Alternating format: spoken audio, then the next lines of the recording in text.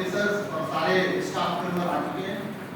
अब मैं मुकेश जी से अनुरोध करूँगा कि वे विषय को रखें और सभी लोग ध्यान से उनकी बात को सुनेंगे। जब पूरा विषय आ जाएगा उसके बाद सही है।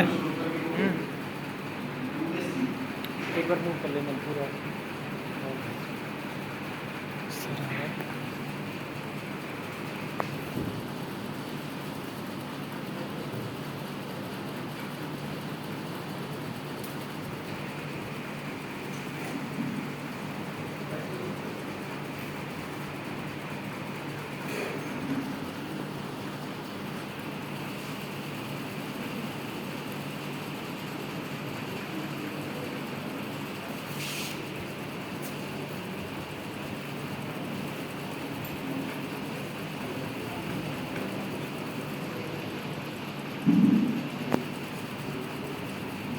नमस्कार सभी लोगों को। सभी लोग अपनी शांति बनाए रखेंगे तो अपना ध्यान यहीं पर केंद्रित रखेंगे आप। और मैं ये भी चाहता हूँ कि अगर आपके पास में मोदी जी का या सोनिया गांधी जी का फोन आने वाला हो तो आप अपने फोन को चालू कर सकते हैं, उसके अलावा बंद कर सकते हैं। क्योंकि आज जिस समस्या पर हम बात करने जा रहे हैं वो हमारी समस्या नहीं है, हमारे आने वाली पीढ़ी की समस्या है। नमस्कार, मैं Rupendra Kumar mission director free India की तरफ से आप सभी लोगों का स्वागत करता हूं कि आप सभी ने यहाँ पर उपस्थित रहे और इस कार्यक्रम में सहयोग किया।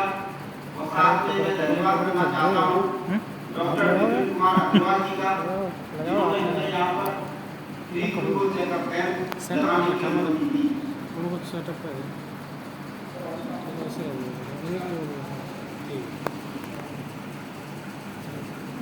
जैसा कि हम लोग जानते हैं कि हमारा भारत देश विकासशील देश होने के साथ साथ हमें हर रोज नई व्याधियों का सामना करना पड़ता है। इन व्याधियों से, इन बीमारियों से छोटे बच्चों से लेकर बड़ों तक कोई नहीं बच सकता। हमें पता ही नहीं चलता कि हम जी रहे हैं या जिंदगी हमें चला रही है।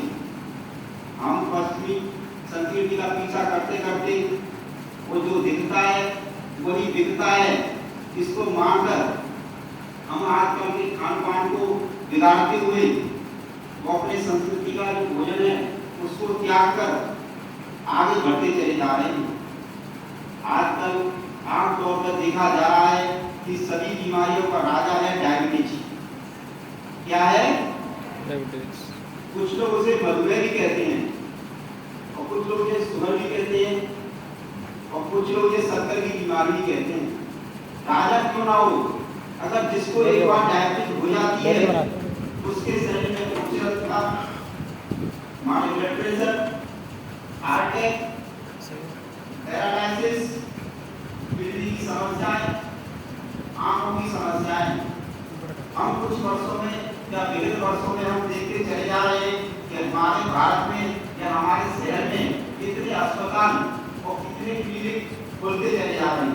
क्या सही है? अब कहीं भी आप जाओ तो आपको क्लिनिक दिखाई देने लग जाएंगे। ये सब लोगों का व्यवसाय हो गया इस तरह का। परंतु इसी व्यवसाय के चक्कर में हमारे भारत डायबिटीज की राजधानी बन चुका है और WHO स्वास्थ्य संगठन ये कहता है कि हर 5 सेकंड में एक नए व्यक्ति को डायबिटीज होती है और प्रत्येक 10 सेकंड में एक डायबिटीज की वजह से एक अभागे व्यक्ति की मृत्यु होती है और प्रत्येक 15 सेकंड में एक डायबिटीज व्यक्ति का पैर काटा जाता है। और विश्व के 10 अंधे व्यक्तियों में से 6 व्यक्ति तो ऐसे होते हैं जिनकी आंखें डायबिटीज के कारण जाती है। और इंटरनेशनल फेडरेशन यह भी कहता है कि इसी रफ्तार से अगर भारत में डायबिटीज रोगियों की संख्या बढ़ती रही, तो आने वाले लगभग 2025 तक या 2030 तक विश्व के 10 डायबिटीज रोगियों में से 8 तो हमारे भारत के ही होंगे। भारत के कितने होंगे? 8। अगर आप मेरी बात सुन रहे हैं या महसूस कर रहे हैं, अगर हम सही समय पर और सही कदम नहीं उठाए गए तो इनमें से एक हो सकते हैं आप। क्या सभी लोग इससे बचना चाहेंगे? क्या सभी लोग इससे बचना चाहेंगे? क्या सभी लोग इससे बचना चाहेंगे? तो मैं आप लोगों को एक गुड न्यूज देना चाहता हूं कि डायबिटीज अचानक नहीं होता है। गुड न्यूज है कि नहीं है? डायबिटीज अचानक नहीं होता है। डायबिटीज से पहले हमारे शरीर के अंदर प्री डायबिटीज होता है। क्या होता है? जो हर इंसान के अंदर 5 से लेकर 7 साल तक और कुछ इंसान में 3 से लेकर 4 साल तक रहता है। कितने समय तक रहता है? 3 से लेकर 4 साल तक और कुछ इंसान में 5 से लेकर 7 साल तक रहता है। हमारे भारत में लगभग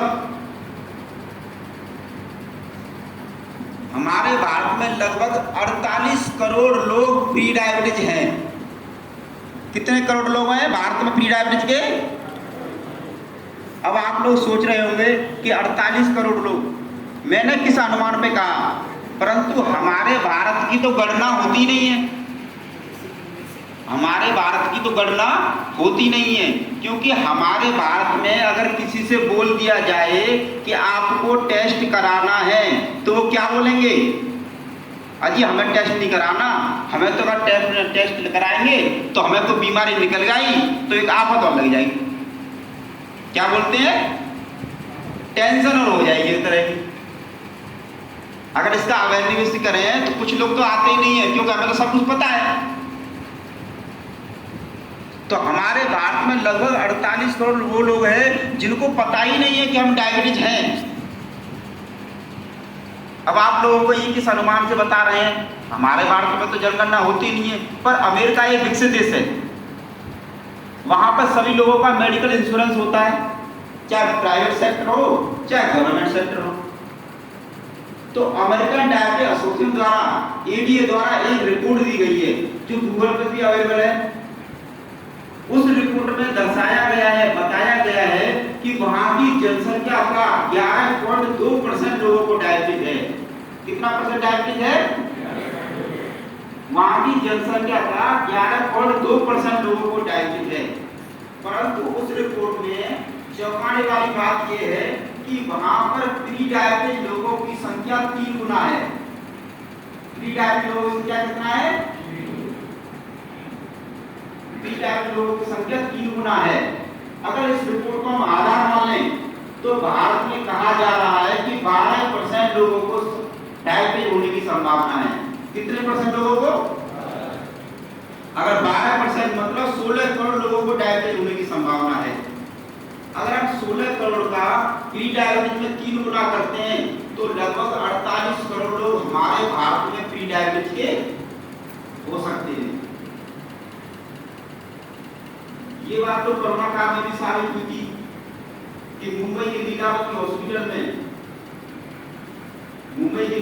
हॉस्पिटल के एक सुप्रसिद्ध डॉक्टर ने एक न्यूज चैनल में कहा था कि कोरोना काल में जिस उपचार प्रणाली का प्रयोग किया गया है, कोरोना काल में जिस उपचार प्रणाली का प्रयोग किया गया है और जो लोग तनाव से गुजरे हैं उनमें से 50% लोगों को डायबिटीज होने की संभावना है। कितने लोगों को? इससे साफ तौर पर मालूम पड़ता है कि आने वाले समय में एक भारी संख्या में कोरोना के कारण डायबिटीज होने की संभावना है। इसकी संभावना है। अब ये बताइए, क्या हम लोगों को चुपचाप बैठ जाना चाहिए या सब लोगों को अवेयरनेस करना चाहिए? क्या करना चाहिए? बस यही कार्य हम मिशन डायबिटीज इंडिया की तरफ से कर रहे हैं। मैं आप लोगों को एक गुड न्यूज और देना चाहता हूं।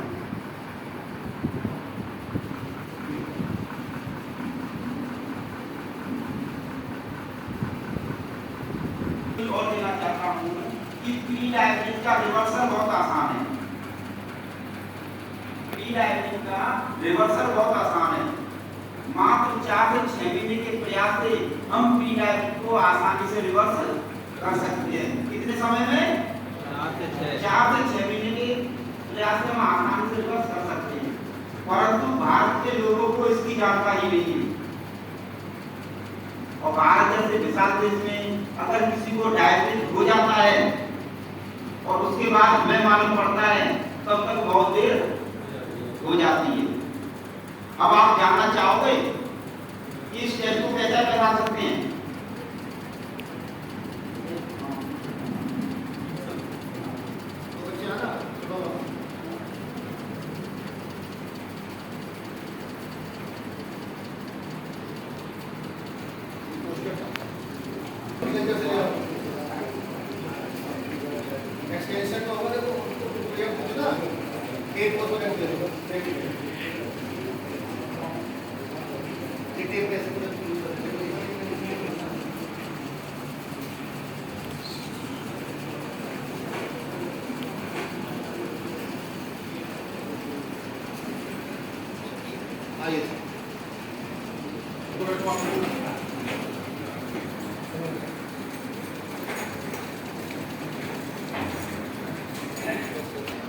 वापस से धन्यवाद करना चाहता हूँ डॉक्टर विपिन कुमार अग्रवाल जी का, जिन्होंने हमें यहाँ पर कैंप लगाने की अनुमति दी।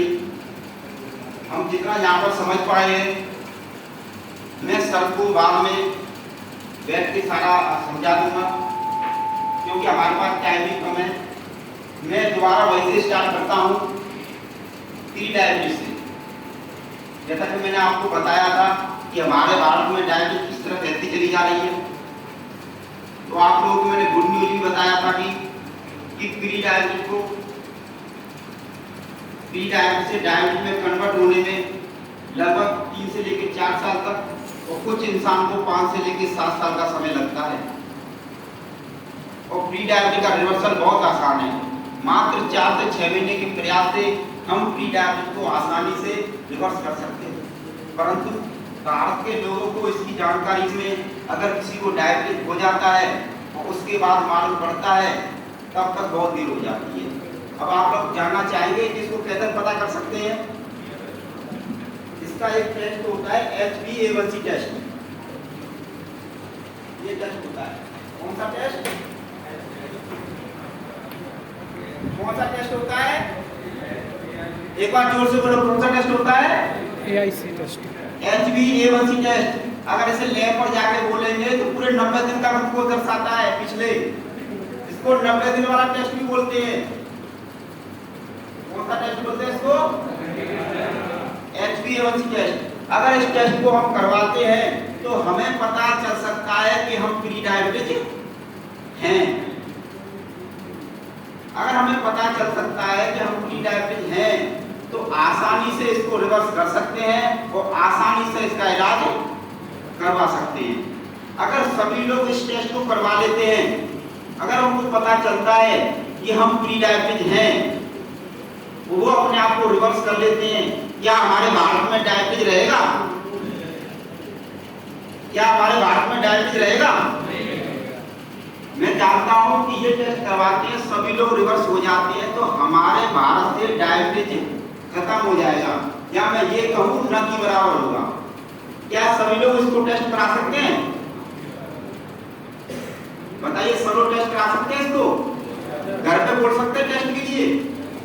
नहीं बोल सकते, क्योंकि आवाज ही नहीं आ रही। तो आज मैं उन लोगों के बारे में बताता हूं कि इन लोगों को ये टेस्ट 100% कराना जरूरी है, जिनके घर में डायबिटीज है। पहले कौन से? जिनके घर में डायबिटीज है, मम्मी पापा, दादा दादी, चाचा बुआ, मामा मौसी। अगर इनमें से किसी को भी डायबिटीज है तो उन लोगों को ये टेस्ट कराना जरूरी है।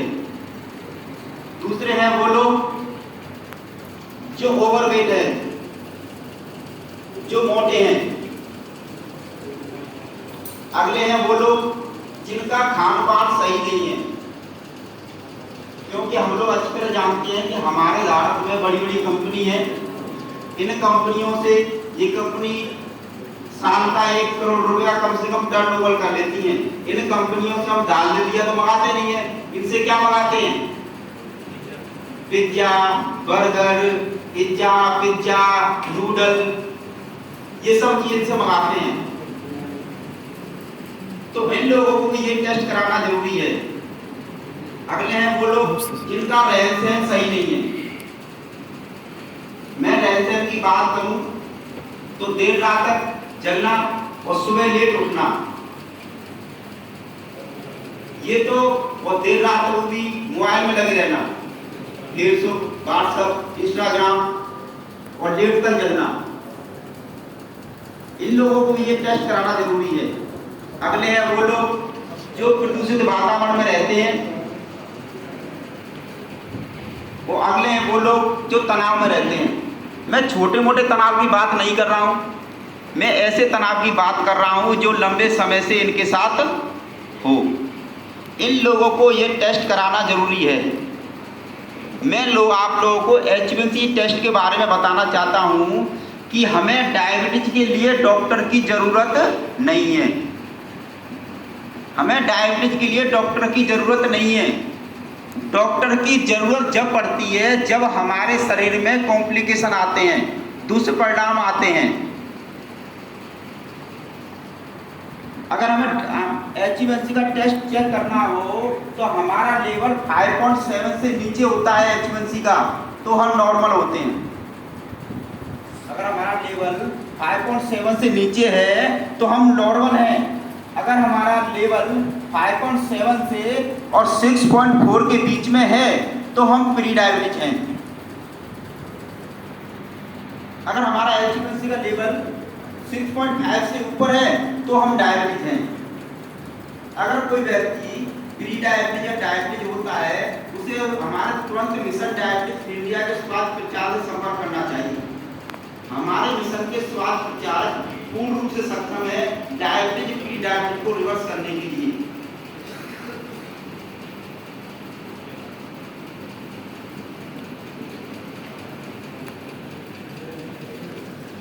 डायबिटीज के बारे में कुछ हमारे पास टाइम कम है, फिर भी कुछ कम शब्दों में आप लोगों को समझाना चाहता हूँ, क्योंकि आजकल ये जानकारी हमारी किताबों में भी है, हमारी साइंस की बुक में भी है, परंतु ये नॉलेज जब हमने पढ़ाई करी थी तो हमको भी नहीं मिल पाई। क्योंकि मैं जानता हूँ कि जिस तरह से बाहर स्टूडेंट घूम रहे थे, क्लास में नहीं थे, क्योंकि वो अपना समय गवा के चले जा रहे हैं। मैं आप लोगों को बताना चाहता हूँ कि हमारा शरीर करोड़ों अरबों कोशिकाओं से मिलकर बना होता है। किससे मिलकर बना होता है? जब सारी कोशिकाएं एक साथ एकत्रित होती हैं तो इससे टिश्यू का निर्माण होता है। किसका निर्माण होता है?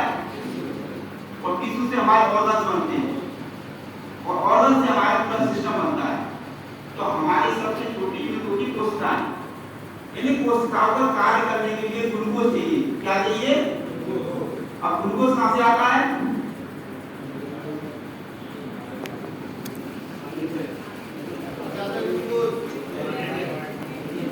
मेडिकल की दुकान में ग्लूकोज की बोतल मिलती है?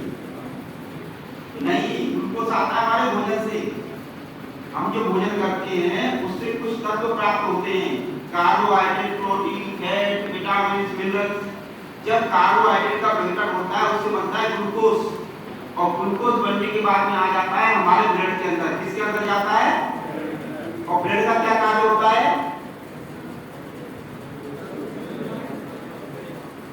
ठीक है, तो ब्लड का कार्य होता है सेल्स के पास जरूरतमंद चीजों को पहुंचाना, और ग्लूकोज ब्लड के साथ सेल्स के पास पहुंच जाता है, परंतु सेल्स के अंदर वो प्रवेश नहीं कर सकता। उसको अंदर जाने के लिए एक हार्मोन की जरूरत पड़ती है, उसका नाम होता है इंसुलिन। जानते लोग? इंसुलिन की मेडिकल स्टोर पर सुई मिलती है, उसको इंजेक्शन, उसको कहते हैं इंसुलिन। इंसुलिन हमारे शरीर के अंदर स्वयं बनता है। हमारे शरीर की ग्रंथि होती है पैंक्रिया, उसके अंदर बीटा सेल इंसुलिन का निर्माण करते हैं। किसका निर्माण करते हैं? और इंसुलिन बनने के बाद में आ जाता है ब्लड के अंदर। मैं सरल भाषा में कहूँ कि हमारे जो सेल्स होते हैं, कोशिकाएं होती है, उसके ऊपर एक रिसेप्टर लगा रहता है, एक तरह का ताला। उस ताले को इंसुलिन नाम की चाबी उस ताले को खोलती है, रिसेप्टर ओपन ग्लूकोज सेल्स के अंदर जाता है और सेल्स के अंदर पावर हाउस होता है, तो देख रहे भट्टी माइटोकॉन्ड्रिया, इसके अंदर जलता है ऑक्सीजन प्रवृत्ति, जो हमारे एटीपी निकलते हैं उससे हमारा शरीर चलता है। सभी लोग समझिए हमारा शरीर कैसे चलता है। यह प्रक्रिया सभी लोगों की समान है, परंतु हमें किसी डायबिटिक व्यक्ति से पूछा जाए कि डायबिटीज कैसे होता है, तो उनका एक ही उत्तर आएगा, इंसुलिन की कमी के कारण। क्या उत्तर आएगा उनका? अब मैंने जो प्रोसेस बताया इसमें क्या है, इंसुलिन की जरूरत पड़ी नहीं इसमें जाके, क्योंकि हमारा रिसेप्टर खराब। मुझसे पूछा जाए इंसुलिन की कमी के कारण, मैं आप लोगों को एक बात तो बताना चाहता हूं, हमारे डायबिटीज के अंदर टाइप 1 डायबिटीज, टाइप 1.5 डायबिटीज और टाइप 2 डायबिटीज। मैं समझता हूं कि आपके अंदर एक सवाल और आया होगा कि टाइप 1 तो सुना है और टाइप 2 सुना है, कि टाइप 1.5 ये क्या है। दोस्तों जैसे जैसे साइंस आगे बढ़ता चला जा रहा है और डायबिटीज के नए नए प्रकार सामने आ रहे हैं। जो टाइप 1 होता है वो छोटे बच्चों में होता है, जो टाइप 1.5 होता है वो 25 से लेकर 35 साल की उम्र में होता है, जिसमें डायरेक्ट इंसुलिन की कमी होती है। टाइप 1 बच्चों की तरह, जिसको डाना बॉडी के नाम से जाना जाता है। इसको जाकर सभी लोग घर पे अपने गूगल पे जाके सर्च करेंगे, ठीक है, क्योंकि ये सबसे ज्यादा खतरनाक है टाइप 1.5। और टाइप 2 डायबिटीज जो बड़ों में होता है, टाइप 1 के ओनली भारत में 5% लोग हैं। कितने परसेंट लोग हैं? और टाइप 1.5 की अभी जनगणना नहीं हो पा रही है, पता नहीं चल पा रहा है। और टाइप 2 डायबिटीज के 80 से लेकर 95% तक लोग टाइप 2 डायबिटीज हैं। तो आज हमें टाइप 2 डायबिटीज को समझना बहुत जरूरी है कि टाइप 2 डायबिटीज क्या है। टाइप 2 डायबिटीज समझने के लिए हमें अपना जो प्रोसीजर है, शरीर का जो कार्य करने की कार्य प्रणाली, उसको समझना है। जो मैंने पहले बार में आपको बताया था, मैंने आपको कि हमारा शरीर कैसे कार्य करता है। भोजन से ग्लूकोज बना और ग्लूकोज हमारे ब्लड के अंदर गया और सेल्स के पास पहुंचा और बीटा से इंसुलिन बनाए, इंसुलिन ने गेट खोला और ग्लूकोज अंदर गया और बर्न हो गया। परंतु कुछ कारणों से हमारे रिसेप्टर खराब हो जाते हैं, कुछ कारणों से हमारे रिसेप्टर खराब हो जाते हैं। क्या आप कारण सुनना चाहोगे? पहला होता है हमारा प्रदूषण।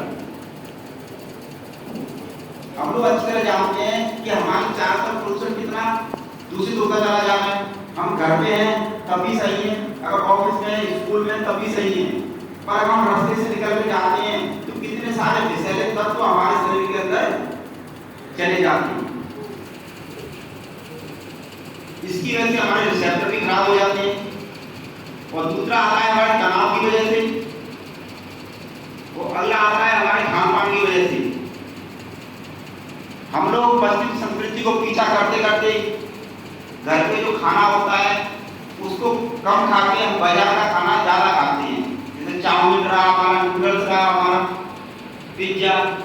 मैं आप लोगों को घर में एक शुद्ध उदाहरण देना चाहता हूँ कि घर पे जो मैदे से बनी हुई चीजें होती हैं, अगर आपकी मम्मी अगर मैदे से कोई चीज आपके को मैदा भरती है जो हाथों से, तो क्या करें, मैदा हमारे हाथों में चिपक जाता है, फिर मम्मी कैसे छुड़ाती है उसको, बताएगा कोई?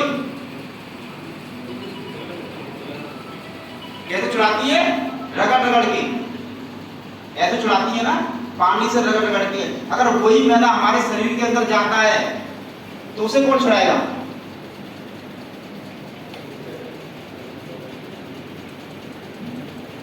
अगला कारण होता है हमारा रहन सहन।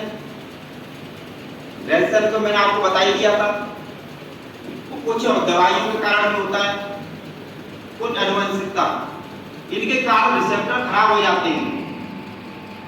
जब हमारे रिसेप्टर खराब हो जाते हैं तो हमारे सेल्स को पर्याप्त मात्रा में ग्लूकोज नहीं मिलता है। क्या ग्लूकोज मिलेगा पर्याप्त मात्रा में? क्योंकि गेट खराब है। अगर इस गेट से लगातार में 2 आदमी आ सकते हैं, इससे कितने लोग आ सकते हैं इससे? अगर ये गेट खराब हो जाए, एक गेट खुले दोनों तरफ से खराब हो जाए तो एक साथ में कितने लोग आएंगे? एक आएगा। एक कहाँ रहेगा? बाहर रहेगा। अगली बार फिर 2 आएंगे, उसमें से एक अंदर आया, एक कहाँ रहा? तो ऐसे ऐसे बाहर इकट्ठा होते चले जाएंगे। इसी तरह से हमारा ग्लूकोज होता है कि रिसेप्टर खराब होने के कारण सेल्स को उचित मात्रा में ग्लूकोज नहीं मिलता है और ग्लूकोज हमारे ब्लड में रुकना स्टार्ट हो जाता है। जब हमारे सेल्स को ग्लूकोज नहीं मिलता है तो हमारे शरीर को थकान होना स्टार्ट होती है। तो डायबिटीज का पहला लक्षण होता है थकान होना। क्या लक्षण होता है पहला? जब थकान होती है तो सेल माइंड को संकेत देते हैं कि हमें ग्लूकोज चाहिए। और ग्लूकोज कहां से आता है? कहां से आता है? भोजन से। इसीलिए डायबिटिक व्यक्ति को द्वारा बार बार भूख लगती है। पहला लक्षण हुआ हमारा थकान होना, दूसरा लक्षण बार बार भूख लगना। और जब हम ज्यादा ग्लूकोज खाते हैं और हमारे ब्लड में ग्लूकोज की मात्रा होती है तो हमारे शरीर की स्वयं की प्रक्रिया होती है कि ग्लूकोज को बाहर निकालना, और वो निकलता है यूरिन के द्वारा बाहर। किसके द्वारा बाहर निकलता है? पहला लक्षण थकान होना। ये आपको घर पे नोटिस करना है अपने मम्मी पापा परिवार में। पहला थकान होना, दूसरा हमारा बार बार भोजन करने के लिए जाना, और तीसरा यूरिन के लिए जाना। अगर सोचने वाली बात है, हम बार बार यूरिन के लिए जा रहे हैं और हमारे यूरिन से ग्लूकोज निकल रहा है तो यूरिन कहाँ जा रहा होगा? पॉइंट की बात है कि नहीं है? अगर ग्लूकोज हमारे यूरिन से बाहर निकल रहा है तो यूरिन कहाँ जा रहा होगा? तो यूरिन हमारे शरीर के अंदर रुकता है। अब वो क्या डिफेक्ट करता है उसके लिए बाद में चर्चा करेंगे। तो हमारा ग्लूकोज तीसरा लक्षण होता है बार बार यूरिन के लिए जाना, और जब बार बार यूरिन के लिए जाएंगे तो हमें प्यास भी ज्यादा लगेगी। इसका चौथा लक्षण होगा बार बार प्यास लगना। जब ये सारी प्रक्रिया होती है तो थकान होने से ये सब प्रक्रिया होती है तो हमारी आंखों में अंधेरा छाने लगता है, एक साथ अंधेरा होने लग जाता है और हमारा खराब होता है रिसेप्टर। जब रिसेप्टर खराब होता है, ग्लूकोज ज्यादा बढ़ता है तो वही ग्लूकोज हमारे बीटा सेल पे तनाव पैदा करता है, क्योंकि बीटा सेल का काम है इंसुलिन को बनाना और इंसुलिन का काम है ग्लूकोज को कंट्रोल करना या ग्लूकोज को नियंत्रण करना। तो जब ज्यादा ग्लूकोज हमारे शरीर में बढ़ता है और लगातार बीटा सेल पे दबाव पैदा करता है तो हमारे बीटा सेल कार्य करना कम कर देते हैं। क्या कर देते हैं? कार्य करना कम कर देते हैं। जब कार्य करना कम कर देते हैं और ग्लूकोज लेवल ज्यादा बढ़ता है तो हम जाते हैं डॉक्टर के पास। किसके पास जाते हैं? और मैं आप लोगों को एक बात तो बताना चाहता हूँ, चाहे हमारा छोटा डॉक्टर हो चाहे कितना बड़ा डॉक्टर हो, वो डायबिटिक व्यक्ति के साथ छेड़खानी नहीं करता है। डायबिटिक व्यक्ति के लिए वही मेडिसिन आती है हमारी गिलिमिप्राइड, मेटफॉर्मिन, गॉग्लिबोस, सीटाग्लिप्टिन, इन्हीं टैबलेट का यूज करते हैं। और इन टैबलेट का यूज करते हैं तो इस टैबलेट को हम गूगल पे भी सर्च कर सकते हैं कि इन टैबलेट का कार्य क्या होता है। इन टैबलेट का कार्य होता है दिल को जबरदस्ती खोलना। क्या हम दिल को जबरदस्ती खोलेंगे तो खुल जाएगा? कुछ समय बाद वो दिल क्या हीट हो जाएगा। हीट का मतलब समझते हैं ना? वो हीट हो जाएगा, बिल्कुल जाएगा। जब हीट हो जाएगा तो जहां हमें पहले एक टैबलेट लेनी पड़ रही थी 250 mg की, वहां हमें 2 टैबलेट लेनी पड़ेगी या फिर 500 mg की। हो सकता है हमें 1000 रुपये भी जाना पड़े। और दूसरा टैबलेट का कार्य होता है बीटा सेल पे तनाव पैदा करना। जो बीटा सेल का होता है इंसुलिन बनाना। तो लगातार बीटा सेल पे तनाव पैदा करते हैं तो बीटा सेल डैमेज हो जाते हैं। जहां हम चल रहे थे टैबलेटों पर, फिर पहुंच जाते हैं इंसुलिन पर। खराब क्या था? हमारा रिसेप्टर।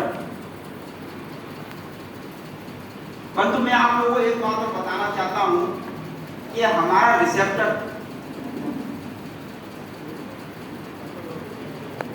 जैसे मैंने आपको बताया सभी सेल्स के ऊपर रिसेप्टर लगा रहता है, परंतु कुछ सेल्स हमारे ऐसे भी होते हैं जिनके ऊपर रिसेप्टर नहीं होता है। वो परमेश्वर ने बनाया था कि उतनी अनमोल बॉडी बनाई है कि ये बॉडी एक साथ डैमेज ना हो जाए। कि कहीं हम आगरा से लेके मथुरा से लेके हम दिल्ली जा रहे हैं तो किसी किसी का एक्सीडेंट हो गया, उसकी पैंक्रिया डैमेज हो गई और इंसुलिन बनाना बंद हो गया, तो गेट खुलेगा नहीं। जब गेट नहीं खुलेगा तो माइंड को अगर ग्लूकोज ना मिले तो वो कोमा में जा सकता है या वो डेथ हो सकती है, उसकी मर सकता है। इसलिए ऊपर वाले ने कुछ सेल्स ऐसे रखे जिनमें ग्लूकोज डायरेक्ट जा सकता है, जैसे हमारे रेटिना, प्यारी प्यारी आंख, हमारे किडनी की सेल, हमारी इंटिमा की सेल जो ब्लड के अंदर वाली परत होती है, और हमारा नर्वस सिस्टम, सूचना तंत्र। अब इनके अंदर डायरेक्ट ग्लूकोज जाता है, वो इनके अंदर जो समस्याएं उत्पन्न होती हैं वो आप लोग अच्छी तरह जानते हैं, वो आप लोग अच्छी तरह जानते हैं। मैं आप लोगों को एक बात और बताना चाहता हूं कि हमारे डॉक्टर साहब ने कुछ नियम ऐसे बताए हैं कि जिनको अपनाकर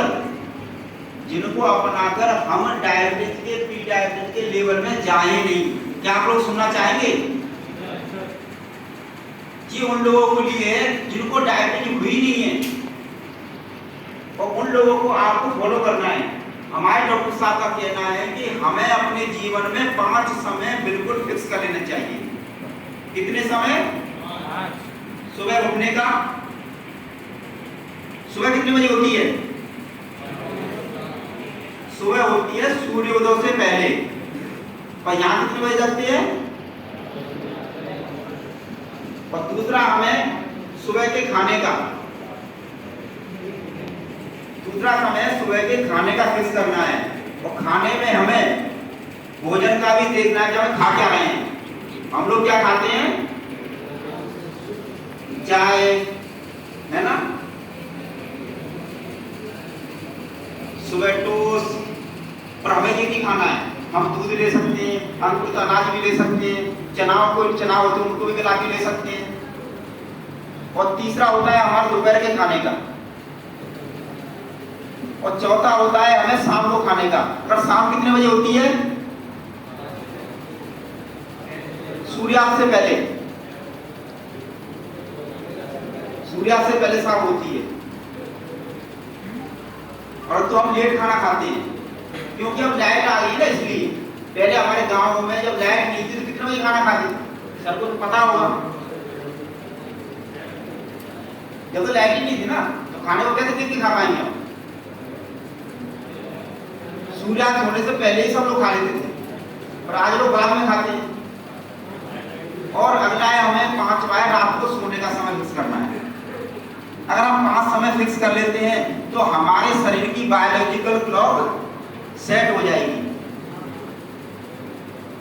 और हमें खाने में पोषक तत्वों का विशेष ध्यान रखना है। लगभग भोजन में 30 से लेकर 40% रॉ फूड, मतलब सलाद होना चाहिए। और हमें प्रत्येक खाने को कम से कम 20-20 मिनट का समय देना चाहिए, क्योंकि आयुर्वेद में कहा गया है कि जल्दी भोजन करना और देर तक भोजन करना ये दोनों ही गलत होते हैं। और हमें भोजन को कम से कम 22 बार चबाना चाहिए। कोई चबाता है?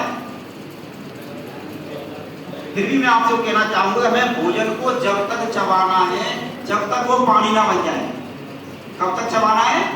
जब तक वो पानी ना बन जाए। और हमें एक भोजन से दूसरे भोजन में कम से कम 4 घंटे का अंतर होना चाहिए। कितने घंटे का अंतर होना चाहिए भोजन में? और रात के भोजन से सुबह के भोजन में कम से कम 12 से लेकर 16 घंटे का अंतर होना चाहिए। कितने घंटे का? इसे हम डेली उपवास भी कहते हैं। क्या कहते हैं? जापान के एक साइंटिस्ट को नोबेल पुरस्कार से सन 2016 में पुरस्कार दिया गया था। वो किस लिए दिया गया था कि उन्होंने एक प्रक्रिया बताई थी, ऑटोफेजी। सुनिए किसी ने? अपनी साइंस की किताब में जाकर देखना। ऑटोफेजी वो प्रक्रिया है जिसके द्वारा हमारे शरीर की सारी गंदगी को एकत्रित करके उसको ऊर्जा में परिवर्तन कर देता है। और हमें रात को 6 से 7 घंटे की नींद लेनी चाहिए, और सुबह 45 मिनट का मॉर्निंग वॉक, और 20 से 25 मिनट की अच्छी धूप लेनी चाहिए। जितने भी इससे लेके ऊपर के लोग बैठे हैं, मैं बताना चाहता हूँ YouTube पे कि हमारा डालना है। जीवन तो आधा निकल चुका है, परंतु हमारे आने वाले बच्चों के लिए भी वो जरूरी है, क्योंकि डायबिटीज जिस तरह से बढ़ता चला जा रहा है, तो हमारे आने वाले बच्चों के लिए यह जरूरी है। मैं आशा करता हूँ कि आप सभी लोगों से कि जो बात मैंने आपको बताई है उसे आप सही तरह से पालन करेंगे, तो अपने बच्चों को भी समझाएंगे, उसे पालन करने के लिए, खान पान के लिए, योगा प्रणाम करने के लिए। और साथ में मैं आप सभी को धन्यवाद देना चाहता हूँ कि आप सभी लोगों ने कीमती समय दिया तालियां बजा दी हैं। यहाँ पर उपस्थित रहे, और साथ में धन्यवाद देना चाहता हूँ विपिन कुमार अग्रवाल जी का, जिन्होंने हमें यहाँ पर कैंप लगाने की अनुमति दी। इसी के साथ मैं अपने शब्दों को विराम देता हूँ। तालियां बजा दो।